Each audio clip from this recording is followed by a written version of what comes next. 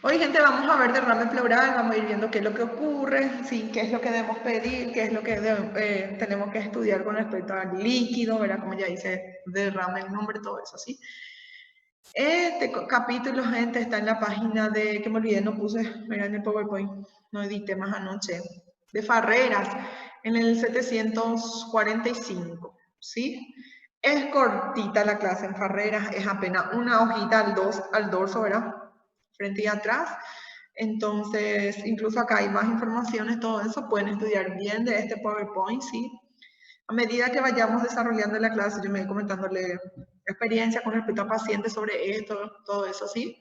Y al finalizar la clase, les voy hablando sobre la técnica, que yo no voy a preguntar en el examen, pero para que ustedes tengan una idea, una noción sobre eso, de qué es lo que se hace, ¿verdad? Con respecto a la toracocentesis, cómo hacemos todo eso que el día de mañana ustedes van a hacer, porque realmente es un procedimiento no difícil, ¿sí? Es fácil de hacer, ¿sí? Una vez que uno aprendió y se aprendió, ya, después hace todos los otros. ¿Está bien?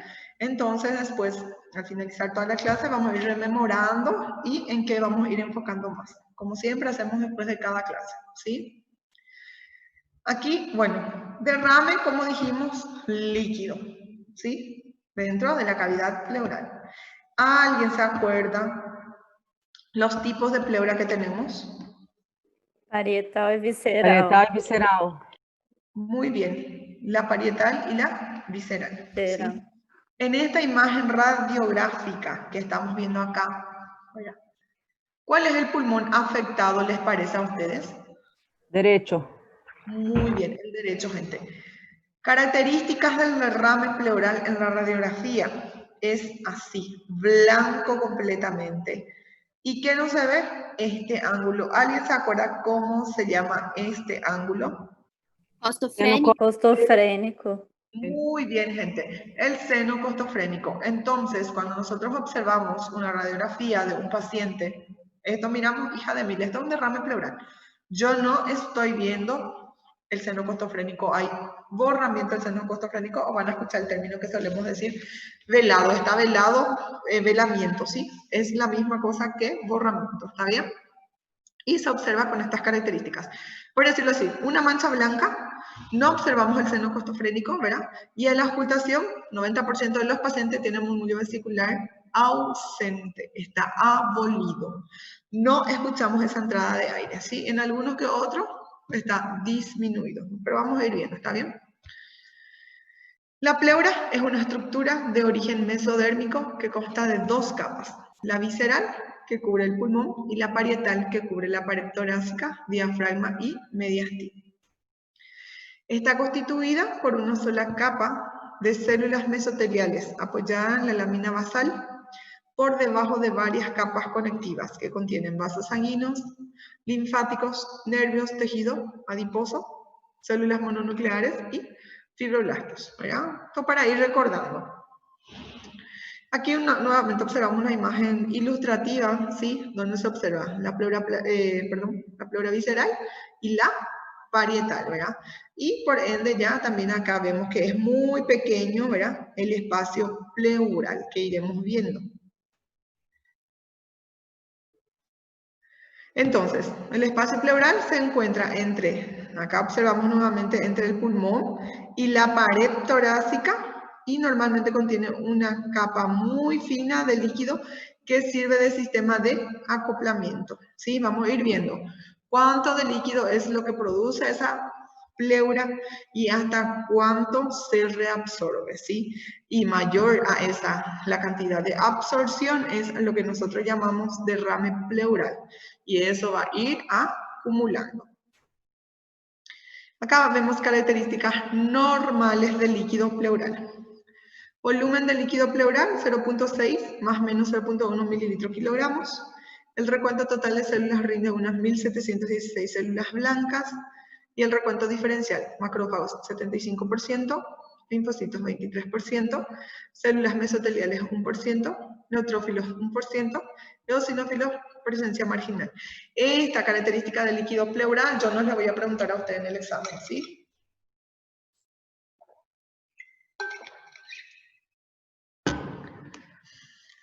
Entonces, condiciones normales. Los capilares de la pleura parietal provienen del circuito aórtico. Presión hidrostática es de 30 centímetros de agua y la oncótica de 34.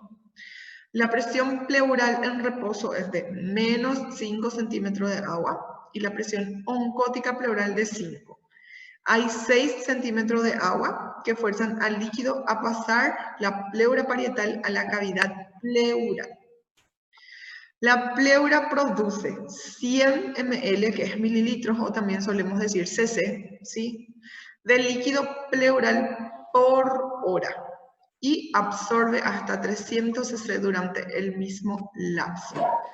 Entonces, produce normalmente hasta 100 y absorbe hasta 300 cc durante el mismo lapso, ¿sí? ¿En qué momento nosotros vamos a llamar perro de quién está ladrando? No sei. Alguien parece que tiene activado su micrófono. É o da Isa. Adriana Heloína. Tá ligado o microfone, Adriana. Entonces, para ver, gente, sí, porque se escucha el ladrido del perro. Entonces, cuando nosotros llamamos derrame pleural, significa que la cantidad que produce la pleura superó a la cantidad de absorción que vamos a ir viendo. Ahora bien, ¿a qué llamamos derrame pleural en sí? Entonces, acumulación de líquido en el espacio pleural producido cuando el ingreso de los capilares arteriales de la pleura parietal excede la capacidad de absorción de las velocidades de la pleura visceral. ¿Y hasta cuánto dijimos que absorbe? Prof, assa Sim. 300, mas tem biografia que fala que até 500 ml é meio que normal. Sí, justamente hay bibliografía que refiere que hasta 500 cc es normal, pero nosotros nos guiamos más por 300 porque 500 ya de repente es un poco más mucho, ¿verdad? Y más todavía cuando de repente el paciente está produciendo esa cantidad de líquido ya y ya no se está pudiendo reabsorber, el paciente ya tiene clínicamente, en este caso, presenta ya el cuadro clínico. ¿Y qué es lo que el paciente te refiere? Dificultad respiratoria, sensación de ahogamiento, ¿sí? Dolor torácico, que es pleurítico, que vamos a ir viendo todo eso, ¿sí? Entendi, prof. Então, essa 300 ml é o mais considerável. Sí, lo que más consideramos. ¿Quién me Sí, habló gracias. recién? ¿Sí?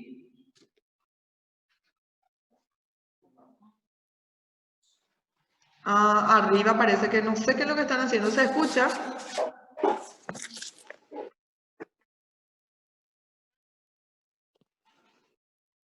Não presta seu nome? Vou jogar esse aqui pro seu nome. Adriana. Adri, Adriana, tu micrófono. Acho que ela não deve estar escutando. ¿Será que ella no está frente a la computadora? Vou avisar ela, vou avisar ela. Prof, Yeah. mas eu acho que você consegue mutar ela daí. Deixa que eu vou Pero ver. eso se acontece, ¿verdad? Varias personas ya hicieron eso. Es solo avisar. Sí, exactamente. Prof, acho que se a senhora clicar em cima do nome dela, aparece a opção de mutar. Sí, le estoy buscando. Já foi. Parece que... Tá que mutado Adriana. já. Prof, já tá mutado. Sí, ya está. Ahora he visto que ya está. Ahora le encontré su nombre, he visto que ya está. Bueno, gente, siguiendo. Entonces, ¿qué es lo que ocurre? El líquido pleural se acumula cuando su formación sobrepasa la absorción. Nosotros vamos a considerar esa absorción 300 cc. travou aí ou Sim. só o meu? ¿Qué pasa, Natalia? ¿Alguien habló allí? Atiendan con respecto a su micrófono, ¿sí? Para que todos los compañeros escuchen. Bueno, entonces, ¿qué es lo que ocurre? Cuando sobrepasa la cantidad de absorciones el líquido, va a empezar a producirse el derrame pleural. Normalmente el líquido entra al espacio pleural, acá en esta imagen ilustrativa que estoy señalando donde muestra la flecha, ¿sí? Entonces entra al espacio pleural.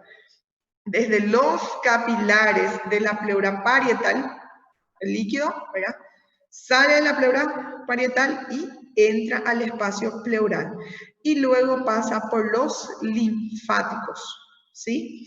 También puede entrar en el espacio pleural procedente desde los espacios intersticiales del pulmón a través de la pleura visceral o de la cavidad peritoneal por pequeños orificios, en este caso del diafragma, ¿sí? Entonces, ¿qué es lo que nosotros estamos enfocando acá?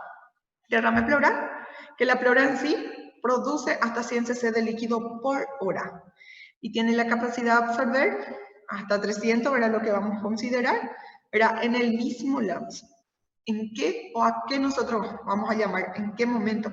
Cuando de repente, este paciente está haciendo un derrame pleural o ya vino ese paciente con líquido, ¿sí? Ya hay derrame pleural. Significa que la capacidad, ¿verdad?, de líquido en sí sobrepasa la capacidad de absorción, ¿sí?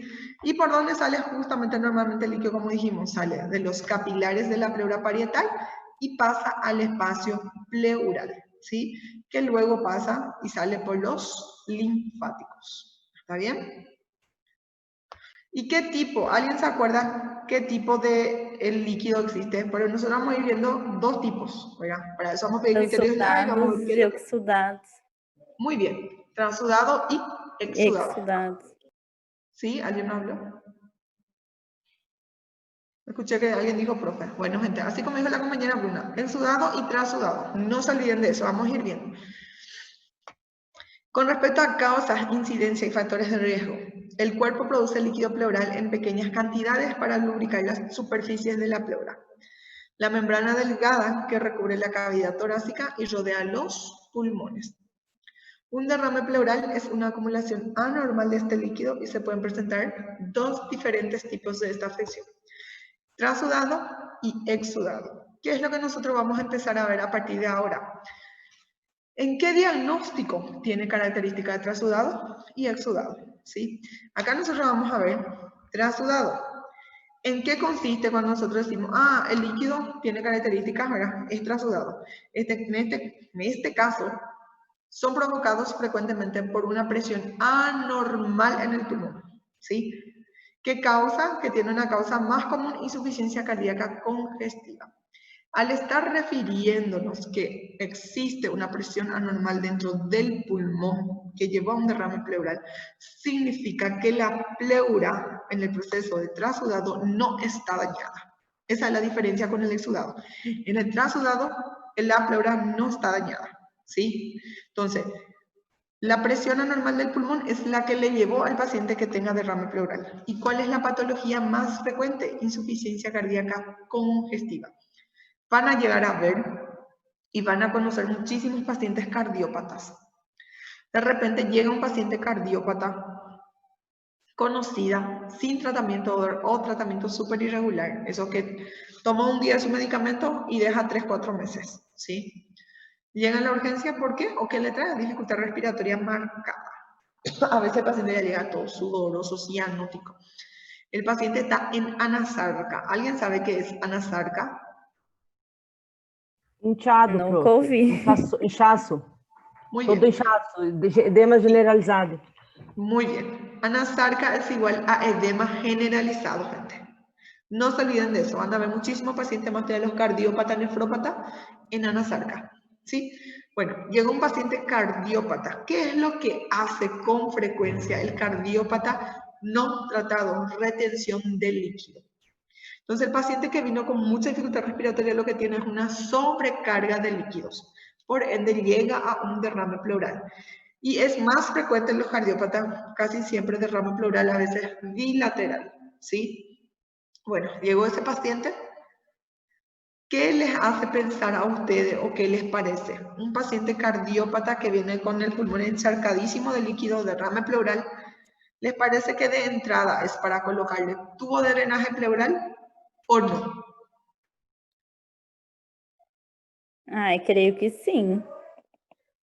En realidad, no. ¿Por qué? Porque lo que nosotros tenemos que hacer es tratar la causa subyacente. Si es un paciente cardiópata sin tratamiento irregular, sabemos que ese paciente va a retener líquido, no va a orinar ese paciente. Su sobrecarga del líquido es lo que le lleva a una dificultad respiratoria marcada. Entonces, nuestra primera conducta es una vía venosa periférica cerrada y descargarla a ese paciente. ¿A qué nosotros llamamos descargar? quitarle líquido del organismo. ¿Cómo hacemos eso? Con medicamentos diuréticos, que es para empezar a orinar el paciente. Ustedes van a ver cuando llegó el cardiópata sobrecargado, le van a hacer su furosemida y a medida que va orinando ese paciente, ustedes van a ver que va a ir mejorando de a poco ese paciente, va a mejorar su dificultad respiratoria, ¿sí? Su palidez, su cansancio, va a empezar a compensarse de a poco. ¿Sí? Prof, ¿Sí? e esse derrame, quando você entra com esse processo de drenar esse líquido, o pulmão também reverte? Sí, Sem invierte, precisar fazer no te- punção ou não? ¿Me repetís tu pregunta, por favor? O derrame, quando a pessoa está em anasarca, é um paciente cardíaco, nesse caso que a senhora falou que trata a primeira patologia de base, né? Así es. Vai entrar com diurético, enfim. E daí esse pulmão, esse líquido pleural, ele vai já reabsorver sozinho ou não?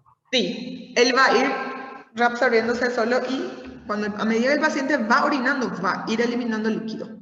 ¿Sí? A no ser que tu paciente no está respondiendo a tu diurético, pero es muy difícil que no responda. Nosotros usamos ampollas y ampollas de diuréticos. Mira, Prof, mas se for muito líquido, tipo maior que 1.200 ml, mesmo assim é só com diurético? Y justamente a eso iba. En ese caso, si nuestro paciente tiene mucho líquido, no hay respuesta con los diuréticos, no está perdiendo casi nada de líquido. Allí vamos a entrar a descomprimir ese pulmón. ¿Qué es lo que vamos a hacer? Una toracocentesis para quitar líquido en este caso. ¿Sí? A ver. Julia me dice que se cayó su internet. Julia, lo que le estaba comentando a tu compañero es que en el trasudado, perdón, lo que pasa es que hay una presión anormal dentro del pulmón que lleva al paciente a producir derrame pleural. ¿Qué significa cuando el líquido es, trasudado? Significa que la pleura no está dañada. Esa es la diferencia con el exudado, porque en el exudado sí está dañada, que vamos a ver, ¿sí? ¿En qué patología más frecuente vemos un líquido trasudado? En insuficiencia cardíaca congestiva. Esa es una de las más frecuentes que van a ver muchísimos ustedes. Eso es uno de los que yo más he visto también hasta hoy en día. Y vamos a mencionar otras dos enfermedades ya enseguida, ¿verdad? Que van a ver. Entonces, una de ellas también es muy frecuente, ¿sí? Hay una alteración de la transferencia hidrosalina dentro del trasudado con epitelio y vías linfáticas intactas. Son generalmente bilaterales, como les comenté. Así como la compañera recién preguntó, si no hay respuesta con el diurético en un paciente cardiópata que tiene su pulmón completamente sobrecargado, encharcado, como solemos decir, lleno de líquido, tenemos que tratar de descomprimir ese paciente si su clínica está muy comprometida. ¿Qué significa eso? Hemodinámicamente inestable, perdón, mala mecánica ventilatoria, requerimiento de oxígeno suplementario. Toracocentesis, quitar por lo menos 500.000 cc de líquido, ¿sí? ¿Sí?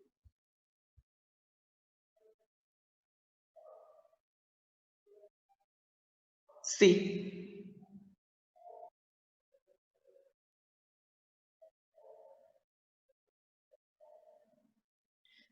Con respecto a qué presión me llamas, por la sobrecarga en sí, por la insuficiencia cardíaca. ¿Podés? Claro que sí. ¿Por qué? Porque solo un pulmón va a estar allí trabajando, ¿verdad? Entonces, lo que hace es que, claro que va a afectar más tu corazón, ese corazón que ya está luego enfermo. Un paciente con insuficiencia cardíaca tiene el corazón, tiene cardiomegalia, casi siempre es agrandado, un corazón que sufre muchísimo, ¿sí? Retorno venoso, gasto cardíaco están por el suelo, o sea que mal, y más todavía cuando un paciente no se trata. Paciente cardiópata no tratada, o son súper así, ¿cómo les voy a decir? Irregular, como en guaraní nosotros solemos decir ñembotable. No entiende lo que se le explica, lo que se le pide al paciente. Son pacientes que no tienen así expectativa de vida muy larga, porque ese corazón que está sufriendo y luchando, tratando de hacer un mecanismo compensatorio, en algún momento va a parar, ¿sí? Y más todavía, cuanto más de repente hay, en este caso, isquemias, insuficiencias en sí, ese corazón no va a llevar muchos años, no va a vivir mucho É o corpo pulmonar, né, prof? tiempo. Sí, un cuerpo pulmonar. Y nosotros tenemos muchísimos pacientes cardiópatas. Ustedes van a ver cardiópatas, nefrópatas, diabéticos, muchísimos. Acá en Pedro Juan hay muchísimos pacientes así. En sala mismo. Y van a ver así como habla de una insuficiencia cardíaca, que ya en su momento vamos a desarrollar. Ingurgitación tubular. Todo lo que el paciente debe presentar, los pacientes tienen. Ustedes el próximo año, cuando pisan en el hospital, van a ver todo eso. ¿Por qué? Porque son los pacientes que más tenemos internados. Diabéticos, diabéticos, en este caso neumonías, insuficiencias cardíacas, infartos, ACV. Eso es lo que pan de cada día, como yo suelo decir, por las salas. Muchísimos cuadros, ¿sí? Bueno, recién estábamos viendo ultrasudado, donde dijimos que ocurre una presión anormal en el pulmón y donde no se observa daño de la pleura. Exudado es el resultado de una inflamación, hay edema e irritación de la pleura. Acá ya sí la pleura está dañada y a menudo son causados por enfermedades pulmonares. ¿Cómo cuáles? Cáncer de pulmón, neumonías, tuberculosis.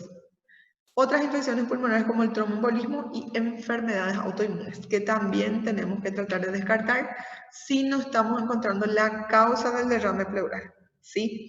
¿Qué es lo que ocurre dentro del exudado? Hay aumento en la permeabilidad capilar a nivel del epitelio pleural, propiciando el paso de proteínas a la cavidad. Entonces, para que ustedes se acuerden,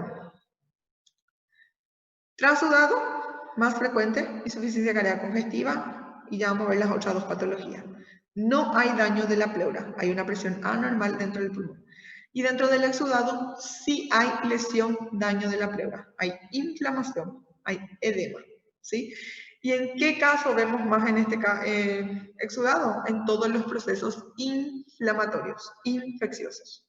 Entonces, procesos infecciosos, enfermedades autoinmunes y también cáncer de pulmón, ¿sí?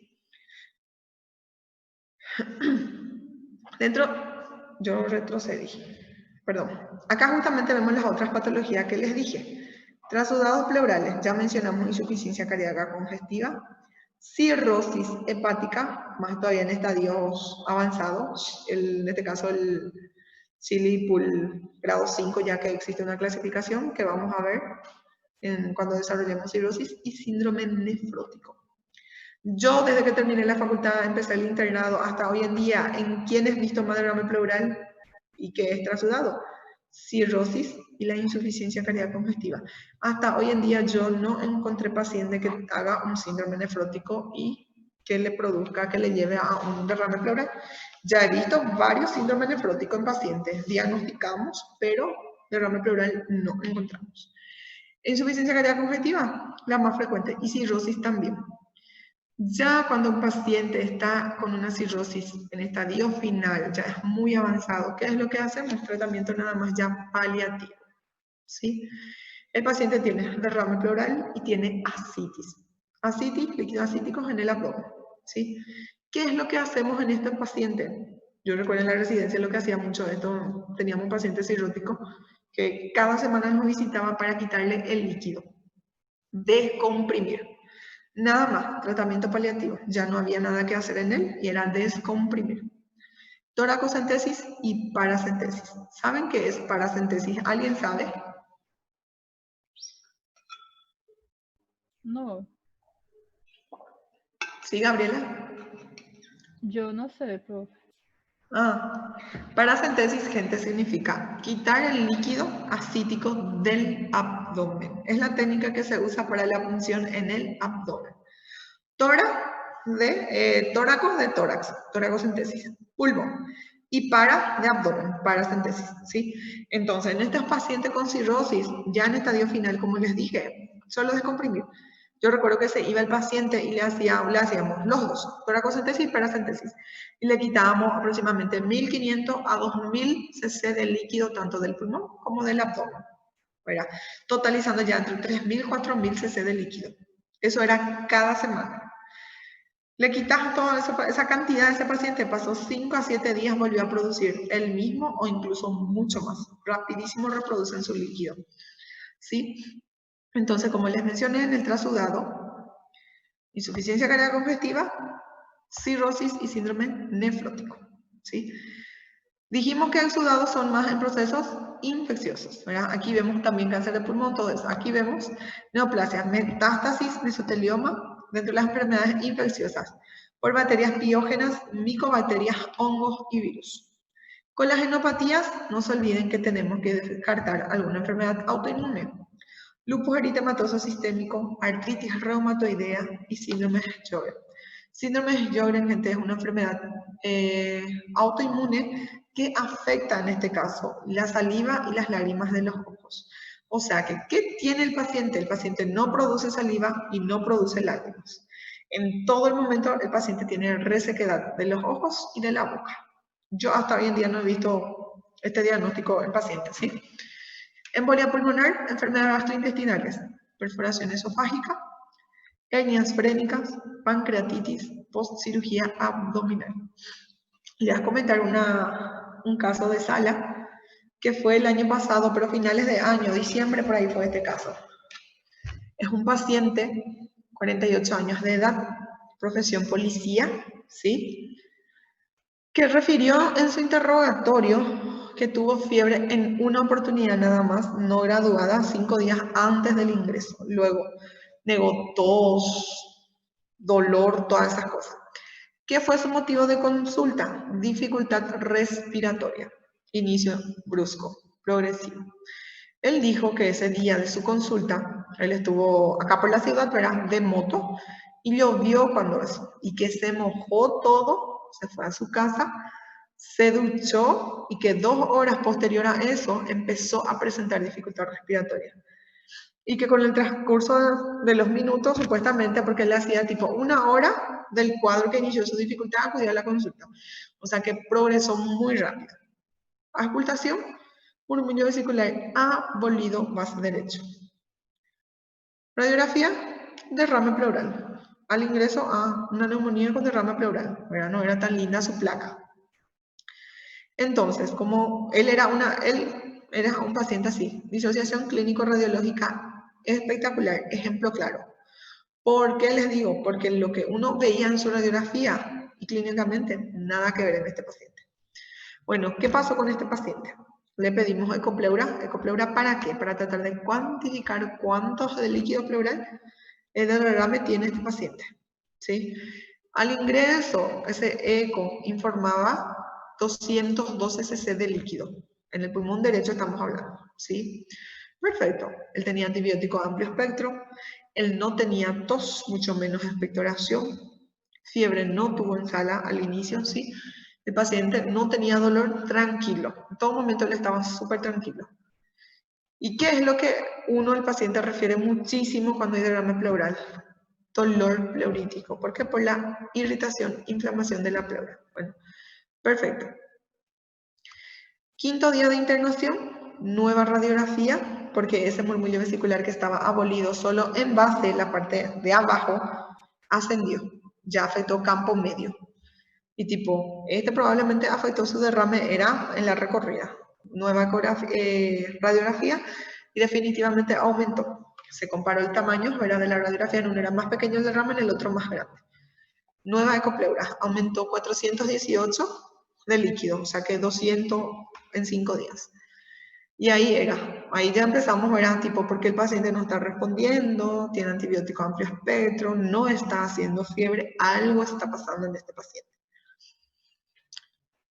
Toracocentesis para estudiar el líquido y era exudado, ¿sí?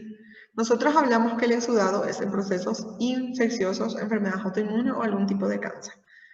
¿Qué fue lo que pasó con este paciente? Porque al ingreso en la urgencia, la que le hizo la historia, yo a este paciente ya le conocí en sala ya, con un grupo de alumnos de práctica. No sé, a alguien que le hizo su historia se le pasó o no le interrogó bien al paciente, pero ¿qué fue lo que se le pasó? Porque a mí me intrigaba este paciente, ¿verdad? ¿Por qué no mejora? Y con los alumnos ahí estábamos. Le pregunté yo, ¿dónde él trabaja? Él dijo profesión policía, ¿verdad? ¿Qué parte? ¿En qué comisaría está? ¿Dónde? ¿Y qué dijo en ese momento? En la cárcel. Que él trabaja en la cárcel como guardia, ¿verdad? De seguridad. Pero allá hay muchos policías que cuidan. ¿Y qué patología nosotros vemos frecuentemente en la cárcel? Neumonías. Uno. Otro. Tuberculose. Muy bien, Feridos tuberculosis. por armas blancas, profe. Perdón, Mateus. Feridos por arma blanca. También. En este caso, lo que nosotros más vemos, proceso infeccioso, VIH, tuberculosis, muchísimo en la cárcel, ¿sí? Entonces, cuando él dijo, yo trabajo, doctora, en la cárcel, lamparita encendida, podría ser una tuberculosis. Hay que entrar a buscar bacilos en ese líquido, ¿verdad? Porque lo único que se le pidió era frotis, citoquímico, criterios de ley, algo así tenía en su ficha. Y les comento que era justamente una tuberculosis en ese paciente, mientras que el paciente no reciba, en este caso, el tratamiento correcto para la causa subyacente, el paciente no va a mejorar. Él clínicamente bien en todo momento. Era increíble que su líquido aumentaba. Él no presentó dificultad respiratoria, no requirió de oxígeno suplementario, no se observaba tirajes intercostales, no tenía dolor. Pero nosotros nos llamamos, ¿qué tal estás? Recuerdo que se llama Felipe el paciente. Don Felipe, estoy bien, doctora. ¿No sentí nada? ¿No te duele? No. ¿No estás tosiendo? No. Y respira un poco hondo, respiraba hondo tranquilamente. Nada, y te no te duele, nada, y te, ¿sabes? Tipo, para mí fue algo inédito que yo encontré en un paciente, porque todos los pacientes que yo ya he visto con derrame pleural, que tuvo que llevar tubo, dolor impresionante refiere, ¿sí? Entonces son con analgésicos a horario, igual aún así, no cede por completo. Y él era una disociación clínica radiológica así, 100%. En fin, luego se le pidió otra vez, envió otra una muestra pidiendo cultivo, ¿verdad? De ese líquido pleural, se le volvió a punzar y allí viene que sí se observaba bacilos, o sea que era una tuberculosis. Una vez que empezó su tratamiento de ese paciente con antibacilar, fue mejorando, pero estuvo días y días de internación en el hospital, ¿verdad? Haciendo estudios y estudios. Entonces, por eso les digo, dentro de exudados, procesos infecciosos. Profe, ¿Sí? o caso dele é o que é chamado de derrame paraneumônico? Sí, su caso. Que é o que tem associação com abscesso e Sí. pneumonia, né? Sí, así mismo. Ah, sim. Obrigada. Acá vemos tipos de derrame. Está el seroso, serofibrinoso, purulento, hemorrágico, quiloso. Ya con respecto a tipos de derrame, cuando veamos la técnica, a medida que nosotros vamos aspirando y después sale el líquido, ¿verdad? Cuando hacemos toracocentesis, vemos más o menos qué características tiene, ¿verdad? Si es realmente pus, qué coloración es, todo eso, ¿sí? Seroso, que es un líquido más claro, transparente. Serofibrinoso era un líquido así más grumoso. Purulento, que es pus, hemorrágico, sangre. Y quiloso, es un líquido así más lechoso, medio amarillento y que también contiene colesterol, ¿sí? Eso ya en el estudio se observa todo. Dentro de una clasificación de acuerdo a la cuantía. Pequeña cantidad, 100 a 300 cc de líquido. Mediana cantidad, 500 a 1500 cc de líquido. Y ya gran cantidad, en este caso, es mayor a 1500 de líquido. Y aquí nosotros observamos una imagen ilustrativa, sí, de 3 pacientes. Este primer paciente que está acá, ¿qué les impresiona que le está pasando? Disney. También Dina, otro. ¿Quién da Dolor más? no pecho. Mateus. Dolor no peito. Muy bien, dolor en el pecho, ¿verdad? Y también que suele referir sensación de ahogo, parece que me estoy ahogando, te dice. Ya el paciente del medio está con tos y el otro señor, ¿verdad? Que está subiendo algunos escalones, ¿verdad? De escalera y que impresiona que está súper cansado, se le ve con dificultad respiratoria, ¿sí? Entonces, dentro de los síntomas, ¿verdad? Que nosotros encontramos, derrame pleural, dificultad para respirar, dolor en el pecho, generalmente un dolor agudo que empeora con la tos o la respiración profunda, y es bien así. Este dolor se intensifica con los movimientos. El paciente, por ejemplo, está con tos, más todavía hace una neumonía con derrame pleural, está con tos, hasta el último se ataja el paciente para no toser. ¿Por qué? Por el dolor. Uno ve que de repente el paciente tapa su boca, no quiere toser el pobre paciente porque le duele demasiado. Tos. Hipo. ¿Qué es hipo? ¿Alguien sabe qué es hipo? Soluço. Hipo. Soluço. Menos. ¿Qué ustedes entienden por soluzo, por la hipo en sí? ¿Qué nos está pasando cuando nosotros tenemos hipo? Porque yo hasta ahora a veces tengo hipo, no me pasa del todo, ¿verdad? Enseguida, y me hace doler todo lo que es acá en el medio de mi tórax externo, de tanto así. ¿Y que alguien entiende qué es soluso o por qué tenemos? ¿Alguien sabe? ¿Nadie? Reflexo estômago Reflexo diafragmático. esofágico. ¿Qué es lo que pasa cuando estamos teniendo hipo? Significa que hay una irritación, un movimiento involuntario del diafragma. ¿Qué es el diafragma? El músculo que separa en este caso, ¿verdad? Y sobre el cual está apoyado los pulmones. ¿Con qué también solemos relacionar el hipo? De repente hay una presión, ¿verdad? Aumentada dentro de los pulmones, esa diafragma va a empezar a irritarse y vamos a empezar a tener hipo, que tiene un sonido característico. ¿Y qué es lo que estamos haciendo cada vez que tenemos ese hipo? Estamos sacando aire. ¿Por qué? Porque hay una presión justamente aumentada de oxígeno dentro de los pulmones. Entonces es un movimiento involuntario posterior a una irritación del diafragma. ¿Y por qué de repente el paciente presenta, un paciente que tiene derrame pleural puede presentar hipo? ¿Verdad? Porque acuérdense, cuando nosotros hablamos de derrame pleural, ¿dónde se apoya el líquido? ¿Dónde hay líquido? En la base. Entonces, por el Seno peso en sí, costofrênico. ¿perdón? No seno costofrênico. Sí, justamente. Entonces, ¿qué es lo que hace? Está apoyado, ¿verdad? ¿Y quién es lo que sostiene, ¿verdad? El pulmón es el diafragma. Entonces, a consecuencia de eso, el paciente puede tener hipo, que es soluso para ustedes, ¿sí? Una respiración rápida y también en otros casos puede ser asintomática. ¿En quién puede ser asintomático? En los pacientes que tienen derrame pleural muy pequeño. Este paciente que yo les hablé a ustedes el año pasado, este es un paciente que ese derrame pleural no fue de 48, 72 horas, días, nada más. Para mí fue mucho antes por la radiografía que yo he visto, ¿sí? Y más todavía que fue en ascenso, pero él al inicio probablemente esto fue su problema, fue asintomático. Ya su dificultad respiratoria nomás fue lo que le llevó después a consultar. Pero esa dificultad respiratoria se dio muy rápido, porque en sala él todo momento súper bien. Cansancio más bien lo que le llevó a él a consultar, pero era ya haciendo actividades cotidianas, ¿verdad? ¿Alguna pregunta, gente, hasta acá? ¿Se está entendiendo? Mateus? Tudo tranquilo, prof. Vale. ¿Sí? Tranquilo, prof. Vou escutar de novo essa aula e ler de novo esse slide, mas está tranquilo, para fixar bem. Y vamos a ir repitiendo otra vez después, ¿sí? No se preocupen. Entonces, durante el examen físico, el médico oculta sonidos respiratorios del paciente con... ¿Cómo es la tos? Perdón. Esa tos que el paciente suele tener, más todavía cuando hay un proceso ya infeccioso, la mayoría es tos con catarro, ¿sí? Tos con catarro. Neumonía, tos con catarro, el paciente tiene derrame pleural. Tuberculosis, si es que el paciente está teniendo tos, también es pectora, ¿sí?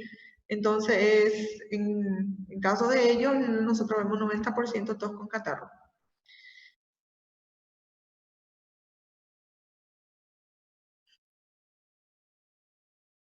Puede que sea al inicio, pero la mayoría de nuestros pacientes que tienen derrame pleural con tos en el derrame pleural echan catarro, ¿sí?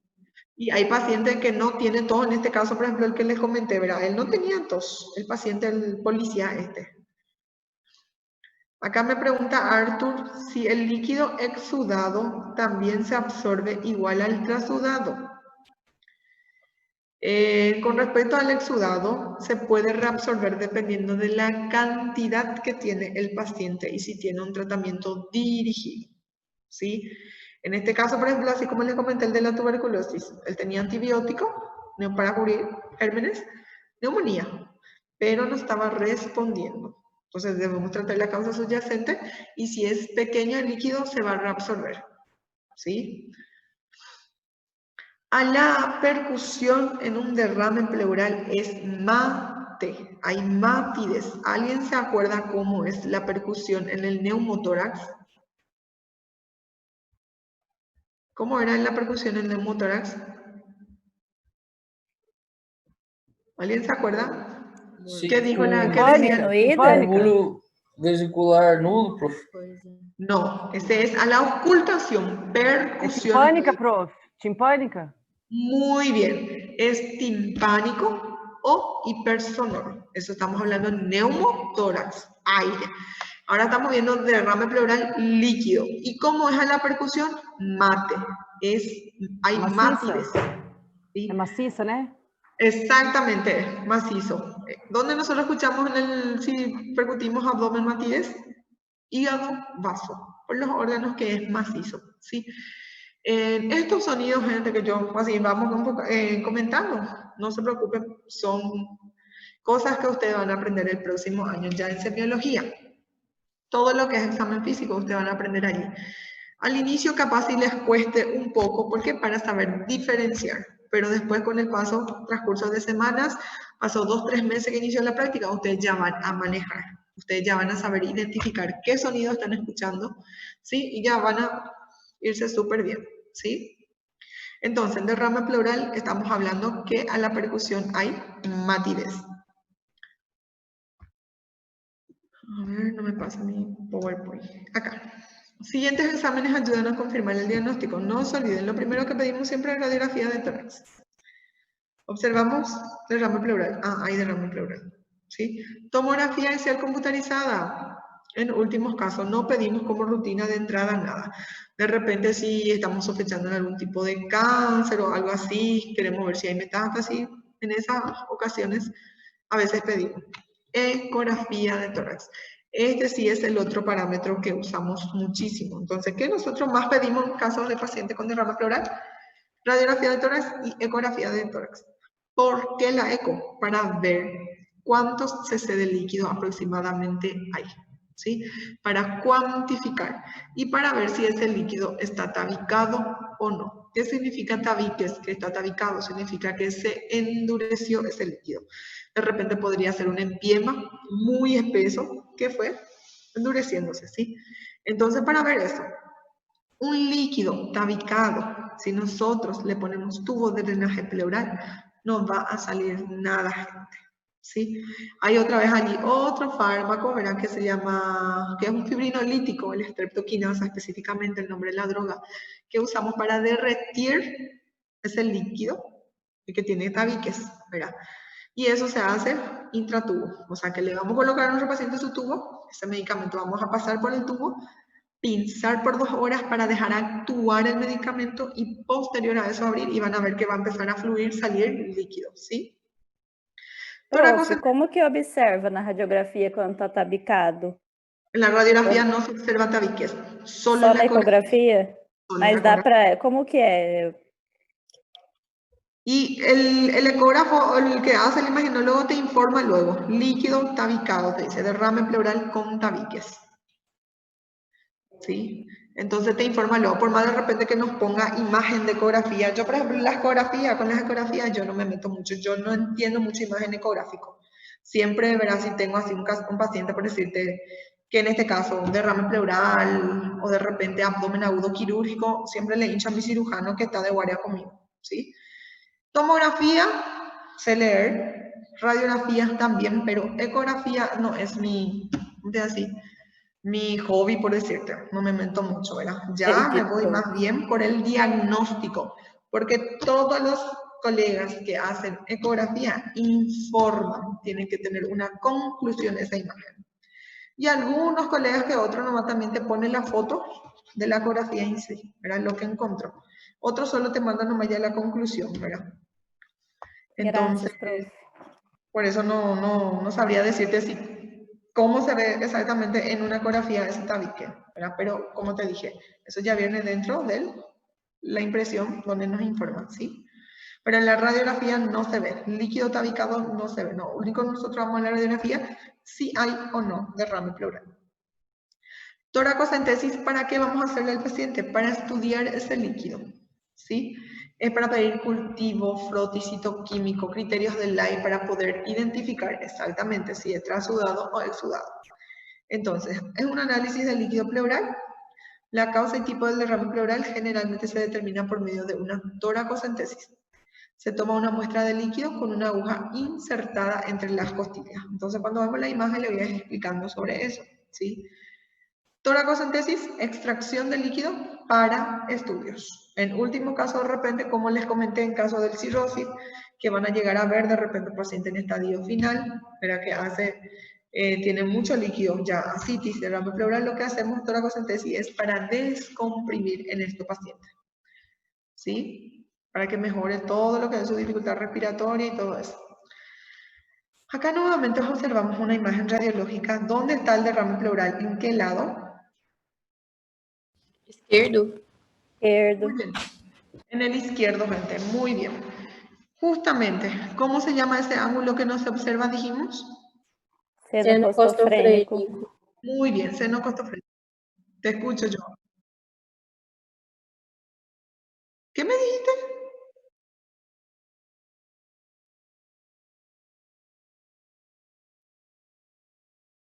Sí, algunos dicen arco, pero yo toda mi vida aprendí seno. Nosotros manejamos como seno costofrénico. Pero ya escuché como vos decís, colega, que de repente dice arco, pero muy poco. La mayoría sí, seno es lo que nosotros más decimos, pero no está mal, ¿sí? Entonces, de nada. Entonces, con respecto, gente, al derrame pleural, no se olviden. Mancha blanca, seno costofrénico se ve de lado, borrado. Acá justamente verá la compañera que estaba preguntando hace rato con respecto a la ecografía. Ven que, ¿cómo nosotros vemos la ecografía? Una imagen así, todo blanco, negro, blanco, negro, blanco, negro. Esa es una imagen así. Para mí, por eso le digo, yo no tengo experiencia en ecografías, porque dependiendo de todos los órganos, para mí es la misma cosa lo que yo observo. No es fácil, ¿verdad? Por eso más todavía tienen experiencia los imagenólogos que hicieron residencia solo en imágenes, aunque así también hay muchos colegas que hacen posgrado en ecografía y que saben informar después lo que está haciendo, ¿sí? Acá, esta posición que estamos viendo en el paciente, esta es la técnica que usamos para hacer la toracocentesis, ¿sí? Que vamos a volver a ver la misma imagen al final de la clase y les voy a ir explicando qué es lo que hacemos, cuál es la técnica que utilizamos, ¿sí? Prof, a toracocentese é a mesma coisa que punção pleural? Y la toracocentesis es justamente para la extracción, punción en la pleura para sacar líquido. É o mesmo, né? Sí, lo mismo. ¿Alguna pregunta, gente, hasta acá? No, profe. ¿Alguna duda que tengan, Mateus? No, graças, prof. Tranquilo. João? María Pavili? Não, prof, tudo certo. ¿Se está entendiendo? Perfecto. Sim, ¿Qué les parece si damos un coffee break de 10 minutitos? Voy a buscar más agua y retornamos. Sim, profe. prof. Dale, perfecto. Mientras, los que tienen todavía su café, su agua, lo que sea, levántense, sacúdanse y volvemos en 10.